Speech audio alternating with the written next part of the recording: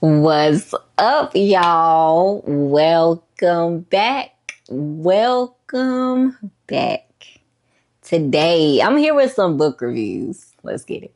Favorite reader, that's who you are. Traveling near, traveling far. Through every chapter, you're the star. Favorite reader, that's who you are. Okay, we got some book mail. Two things here. One thing from my bookshop.org list, and then one thing from Amazon. So let's start with the Amazon one. For the first time, I did not open this thinking that it was mine. So I don't know what we have. And also, I'm going to read the note first. Okay. This looks like a banger. The history of art is so intriguing, and Black, brown, and indigenous people were left out of so much of it. I'm certain this book promises to be enlightening. From J. Renee, aka Silky Slim One. Okay, I don't know what this is. I don't know what it is. I know it has something to do with art history. It's from J. Renee. That's a cool name, by the way. Anyways, let's see what we have. I'm gonna see if y'all can see before me. My eyes are closed. This feel embossed. This feel like the right way. My son behind the camera, y'all. Yes! I don't know why I didn't think this. This has been on my wish list so long. I'm so excited. Oh, how to deal with the colonial history of art in museums and monuments in the public realm is a thorny issue we are only just beginning to address. What does it say? Wait, Alice Proctor, creator of Uncomfortable Art Tours, provides a manual for deconstructing everything you thought you knew about art history and tells the stories that have been left out of the canon. I am so freaking excited. And not for nothing, but I actually like the font used in this book. Oh, okay. It looks like it's broken up in the sections. They have a section called the classroom. Okay. Let me see how it's broken up. I'm so excited. Okay. They got a section. Part 1 is the palace. Part 2 is the classroom. Part 3, the memorial. Part 4, the playground. And a conclusion. Thank you, J. Renee. Y'all just the sweetest. And of course, this book has pictures. Of course. You are the sweetest. Literally love this community. Ugh, just can't wait.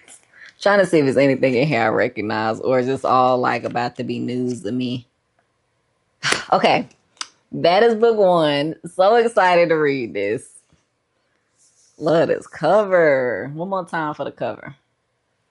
Yeah, okay. That's book 1. Let me put my note in here because I keep the notes. This is so exciting. Okay. Next, from my bookshop.org order wish list. Let me see. Child, if I can get it open good. Okay, I'm not gonna look. I don't know if this is either.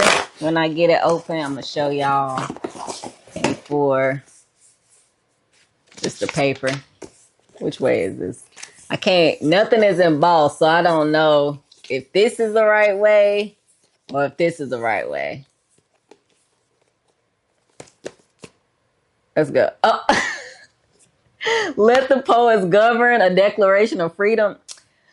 This book, I keep seeing all on social media. Every time that somebody has a review about it, I'm like, this sounds so good. I am so excited to have this. Let me see who sent it before I jump in too deep. Happy National Book Lovers Day. I wanted to celebrate with my favorite content creator. Thank you for your thoughtful reviews. Y'all just so sweet. This one does not have a name. You're anonymous. If you want to stay anonymous, I'm going to respect that. Thank you. I really appreciate you. It's so crazy. like to think that I'm somebody's favorite content creator, but I appreciate it and appreciate this book. If you don't want to stay anonymous, let me know in the comments. Both of these, they're going on. You probably can't see it in this video. It's going on my TBR card. I have narrowed it down and I'm making my way through them. Oh, I'm so excited. Language's foundational revolutionary potential beyond its deployment for legislative and political ends. In this groundbreaking work, she argues that Black radical poetic traditions model an ethical code to overcome entrenched structures of patriarchy and paternalism, inventing a new form that examines the historical and legislative alongside the personal and poetic. Okay, she draws on stories from her own life on campaigns and recounts decisions she had to make. It's part memoir. Okay, hey, what this say? I'm excited. I was fired for speaking up. Open to a page, didn't I? Thank y'all so much. Thank you so much. Thank you so much to J. Renee and the anonymous person that sent me Let the Poets Govern. I'm so excited. Okay, back to the video. Okay. Let's jump in. I'm gonna go in the order that I read them. The first one that we have is The Half Has Never Been Told, Slavery and the Making of American Capitalism by Edward E. Baptist. Okay, this book was good. It was good. It was interesting, very informative, and dense. It was good, but it was dense. This book basically makes the argument that American slavery was not an isolated event that happened in a silo. It benefited America then. It was very intentional, and it still benefits America today. Some of our institutions, almost most of them, benefited from American slavery, chattel slavery. Very informative. It's like stuff that this book had in it. I feel like I'm so close to this camera, y'all. Real quick, I'm gonna get into this book, but I just looked up at my little screen and saw myself. The reason that I'm on the floor and I'm super close to the camera, more close than usual, is back to school time. And this entire side of this room is like school stuff. And I was like, oh, I want to make this video, but I didn't want to move it. And so I had to like squeeze over here. And I'm seeing just how close I am because I had to zoom in so y'all couldn't see that part. Okay, that was a little sidebar, but that's why I'm so close. Anyways, a lot of what this book had in it, I knew this author did not have to convince me that what we know of as America today benefited from chattel slavery. It did not have to convince me that the institutions that were set up then still very much run and are operated now. What this book did do, though, is, again, I got a different perspective from this author. A lot of information. And it really, like, while I've always known that, this really did, like, focus a lot on the economics part of it. It focused a lot on, like I knew it as a concept and a thought, but it really, like, broke it down what the benefit was. And I like the way that this book was organized because it like broke it down into sections of the body and kind of like made you think about the whole thing as a whole, like each limb, each leg, each whatever. And you can kind of look at it as a part of a whole. So we're not even looking at even the like lasting effects in a silo as well. None of this is in isolation. Great book. We got to take a look at plantation records, at entrepreneurs, at the word of former enslaved people, at ledgers, at all type of stuff, to be able to like paint this picture and give us a well-rounded view of what's going on. Something that I liked about this book too, if you like data, you'd probably like this. There was statistics on things around a plantation, statistics on a lot of things. You got charts in here. You got graphs, you got all this type of stuff. So I actually like seeing that and to see the numbers of what was going on, like what was moving, what came from this. To be able to see that, it made you have a quantitative view of what was going on. We already know it. And a lot of what I read about slavery anyways is very qualitative.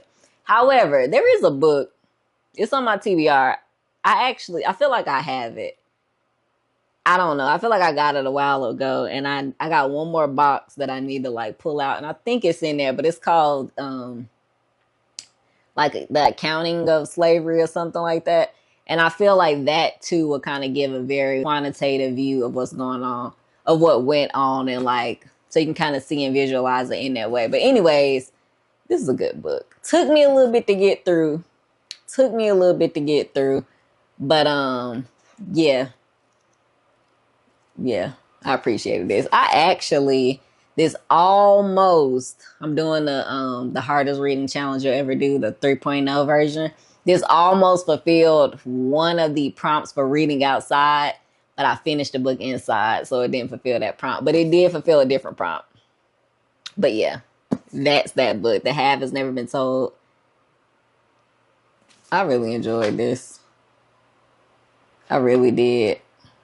This is something I could pull out like sections to go over with my kid, my oldest son, and eventually my youngest son when he gets to like this part of American history. But this is not something that I would just say like he has to absolutely read the whole thing before he leaves this house. But like there are parts that I definitely would pull out and we'll be talking about, discussing, researching further and stuff like that. So yeah, that's book one. And if it feel like I'm rushing, because I feel like I'm out of breath, I'm trying to talk so fast. If it feels like I'm rushing, I'm doing 99 things at once. Dinner is going. I was like, okay, let me start that, but let me record while it's going. And then when I finish recording, I can just go ahead and do what I got to do. But now I feel like I'm rushing. So I'm sorry. I'm sorry. Sometimes that's just how you got to get it done. Moving on. This was a book that was gifted to me by Elaine. I finished it. That is The Buffalo Hunter by Stephen Graham Jones. Now, before I get into my review, let me tell you, this book is classified as a horror. And before I even tell you what I think about this, just know I am a lightweight when it comes to horror. I don't like horror films. I rarely read horror books. I do, but like not really. Rarely. And this probably the first horror that I've read all year, and it might be the last. Might very well be the last. So just know when I give you my review, I'm a lightweight when it comes to this. I don't gravitate towards horror, but I've heard so many good things about this. It's been on my TBR. It seemed intriguing beyond the horror, and I was hoping that it wasn't scary going in. Now, was it scary? Not in the sense that I thought it would be. It's not like, whew, somebody gonna jump out and get you scary, but it was gory. And I know like that, I know that's a part of horror too. It was gory, graphic. Yeah, it was that. it was it was a lot visceral. This book was visceral. So what is this book? When I read this description, yeah, I didn't think so. When I read this description, it said that it is an American Indian revenge story captured by the vivid voices of the time. And it's a literary horror. That is what this is. But there was another element of this that I didn't get in the flap and in the synopsis.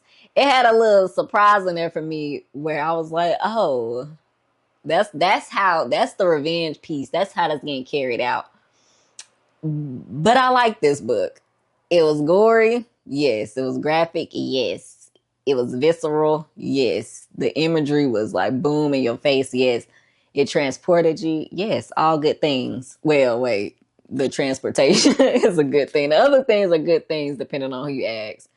But what I liked the most about this book is the composition of it. I like the fact that it's multiple voices and they're all very much distinct. And I liked how they all came together at the end. This book is a story within a story within a story. And then all the stories are interconnected and they all converge towards the end. So it's a story within a story within a story, and you don't really think about, well, me, when I'm reading it, I didn't think about at the beginning when I realized it's a story within a story within a story. I didn't think that they were going to all meet. They do. And I like that. And I like the way that it happened. And I liked how each story was told. I like the setup of each story. I even like the feelings that I had towards each story. Like you have a present day timeline and story where I felt, I don't want to like give, I feel like anything I say about it kind of gives it away, but I felt a way about that narrator, about that storyline. And then when I got the other story, it's two timelines set in the past too. And then I kind of felt the way about one, and rightfully so, and then felt the way about the other. And the way that it all came together, I just feel like it was done so well. This is a literary horror, and he nailed the literary piece. I'm assuming he nailed the horror piece, but I can't speak too much on that. What I can say is, I still didn't read it at night, but I could have. It's a book that I probably could have read at night, but I was playing it safe. Okay, I read this bright and early and in the daytime. I could have read it at night though, because it wasn't like somebody's in my house kind of scary. It was just, whew, it's a lot of blood. There's a whole lot of blood, kind of scary. So not scary, but it was like, you have this like,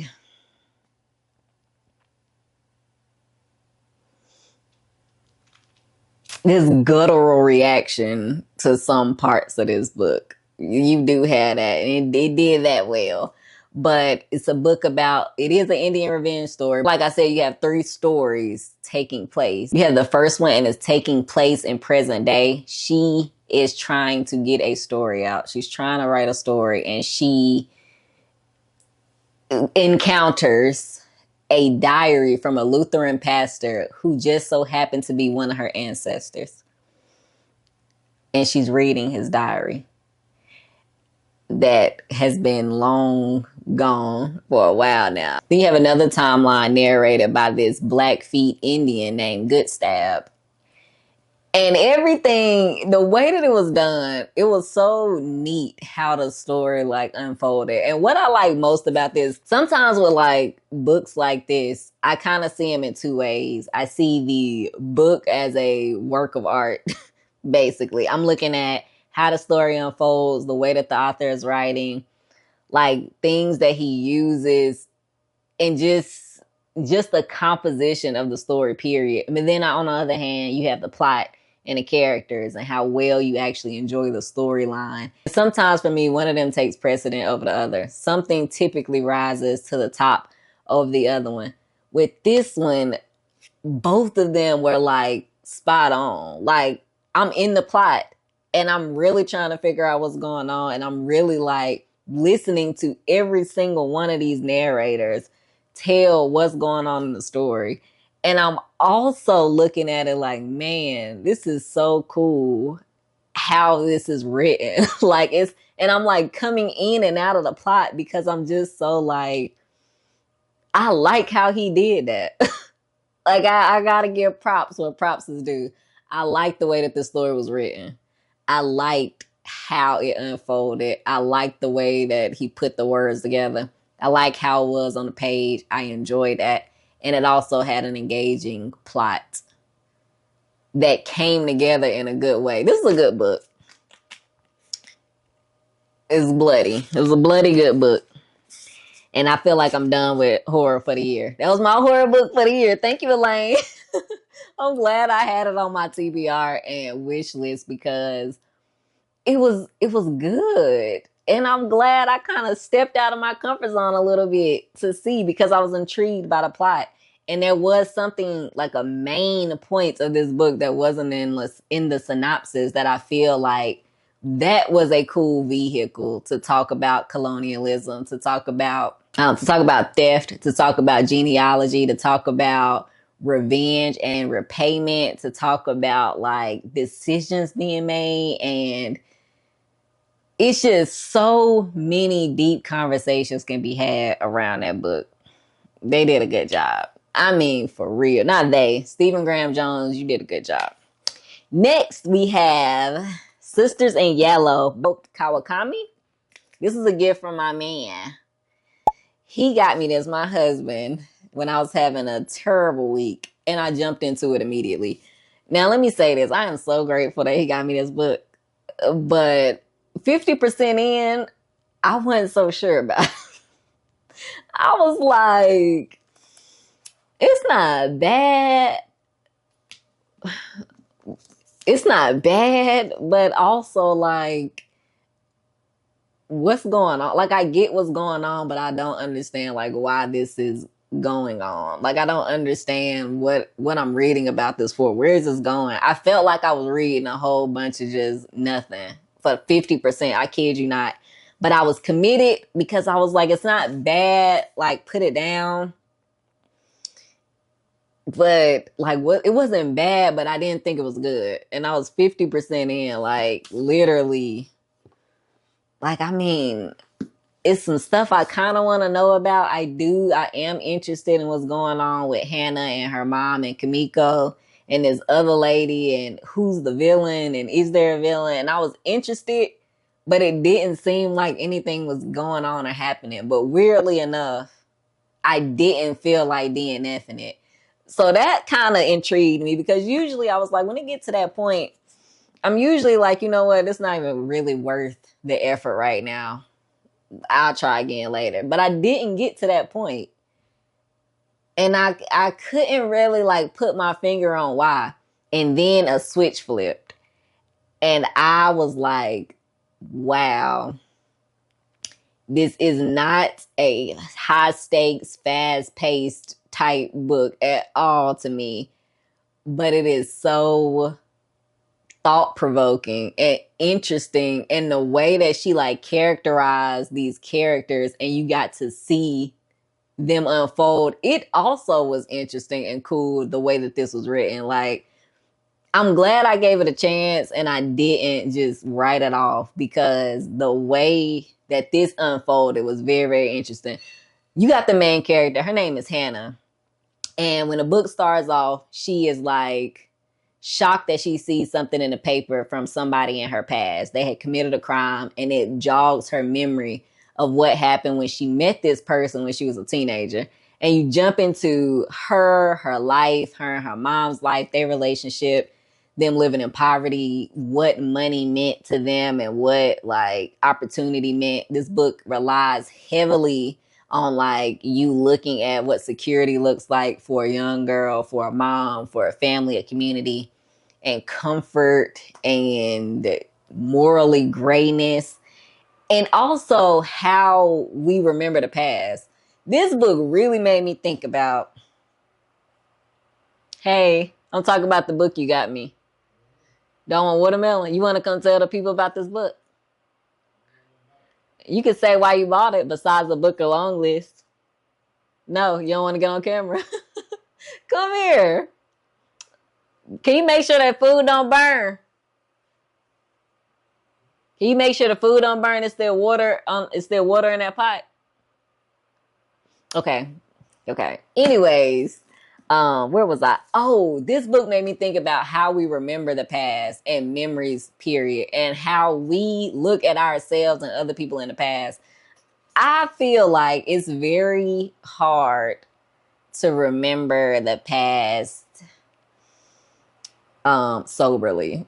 And I mean just like without exaggeration. It's hard to like make somebody or something or a situation or a memory be as it was when you experienced it. Like as time goes on, we either lessen something, we like harden something, exaggerate something. Not always, but that happens often. And when you really take a seat and look back and be like, dang, like I'm saying that it's this bad and I feel like that was this bad or this person was this bad. Were they? Like the older you get and the more you think about it and you really like question the validity of some of the things in your past. Not all. Some things, they are what you remember them to be. But some other things and some people and some experiences, or if you like in the situation, you don't feel like you played a certain role. And then later on down the line, but it takes somebody like reacting a certain way or saying like, that's actually not how that was. Like, that wasn't, you laughing at that experience. That was a terrible experience for me.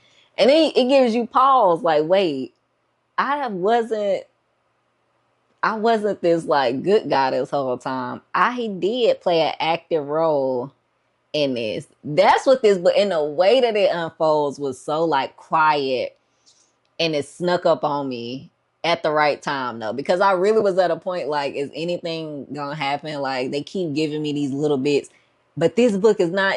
It's not really about the plot for real. This book is not about the plot. There is a plot. Where I said this one was like a plot and you loving the composition and the story and all that. To me, I didn't care that much about the plot. The plot was like, she could have pretty much used any plot to drive the points home to me, but I loved the conversations that this book brought up. I loved what she talked about. I liked how it was written. I liked the way that the story was told, even the build up. Again, it's not this super climax that we get to, but there is a build up where things start to make sense and you start to like, it starts off foggy. And as the book goes on, it kind of clears up. The fog clears up and you can see a little more clear, but it's never crystal clear. That's another thing. There is some ambiguity in this book. There is some things that you just kind of you gotta decide for yourself. There is that, but I really liked how this book made us think about past, present, and the future, and aging, and what role we play and stuff. So, okay, last book before I get out of here. One more book, y'all. I really did go over these in the order that I read them. Okay, period. This book was great. Now, let me say, I haven't even shown the book. I have read several books by this author, and all of them been hits. Every last one of them have been great. And that's why I won't stop. I got more that I'm reading from him. That is The Autobiography of Miss Jane Pitman by Ernest J. Gaines. This is a fictionalized autobiography of a woman who at the time is 100 years old. This book is a fictionalized autobiography where a teacher is recording an oral history of Miss Jane Pitman, who was born into slavery, experienced emancipation, was free, moved around, got married, played all these roles, and lived so many experiences. You got to see that from her perspective. He used other people's like collaborating her stories and telling like what they thought. You got to see her hardships, her triumphs, her personality shine. Like, she was a real person. And then I read it. After I read it, I was talking to somebody about this, and they said, yeah, it's a TV show. And Cicely Tyson plays Miss Jane Pitman. So you know what I'm going to do? I ain't did it yet because I haven't had time to watch TV, but I'm definitely watching that because I'm so excited to see how Cicely Tyson brings it to life from her perspective, like using herself. So, man, it's about courage and survival and determination. Miss Jane Pitman is a force to be reckoned with. She is fiery, determined. She took matters into her own hands. This was a good book. This was a good book. Like I said, I haven't read anything by Ernest J. Gaines I didn't like. The book starts off on a plantation in Louisiana, and she goes on a journey, and you get to see it, man. I enjoyed this. Really. I really did. Mm-hmm. Look at this cover, too. Let me see. Let me get y'all up in there so y'all can see. It's focusing on the books or what? Look at that. Look at Miss Jane Pitman. Look at her. Yeah. This was great. This is something that I feel like this is something I would reread. like in a few years, maybe like five, maybe more than a few, 5, 10-ish years, I would reread this because it was just so neat. One, you get through all these emotions with Miss Jane Pittman and her life, the people around her. You get to see her love, lose, win, everything. So yeah, that was it. That's it, y'all. That's it. Okay, these 4 books, all of them were good. I've been reading some good books lately. I have been satisfied with the last few books that I picked up in surprising ways. Like, I was surprised that I liked this as much as I did. I don't know why, because everybody, when I posted it, said that she's a great author and they liked her other books. She wrote that book. I like this. I was surprised. I wasn't scared. It's bloody, but I wasn't scared. I could have read it at night, but I didn't.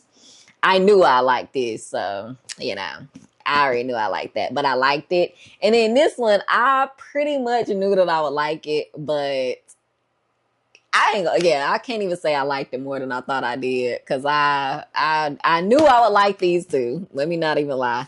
These right up my alley.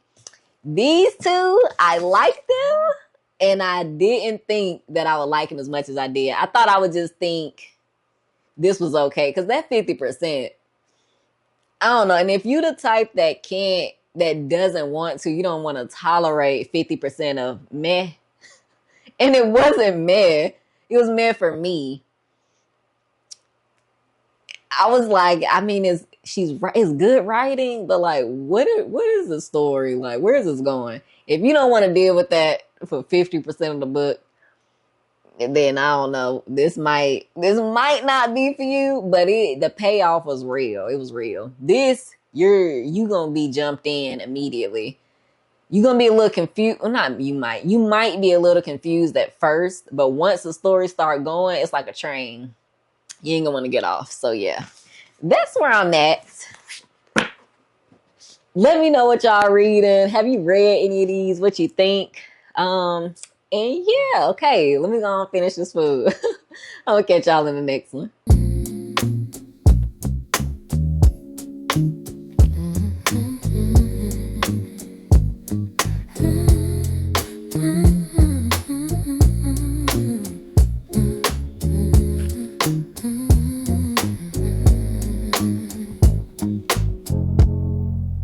Pages turning soft as silk, stories flowing like warm milk. A journey starts with every line, worlds unfolding in your mind. Bookmarks falling where dreams collide.